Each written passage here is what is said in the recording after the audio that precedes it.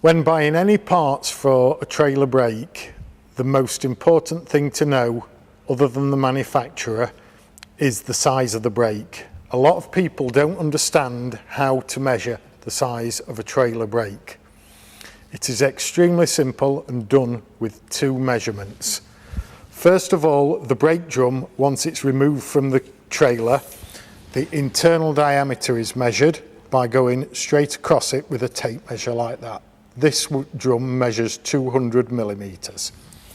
Then the width of the shoe, which is the lining that does the braking, is measured across there. This one measures 50 mil.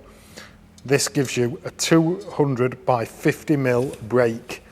It's one of the most common brakes on the market at the moment, and all parts can be sorted from knowing the size of the brake. For any further information, please feel free to contact us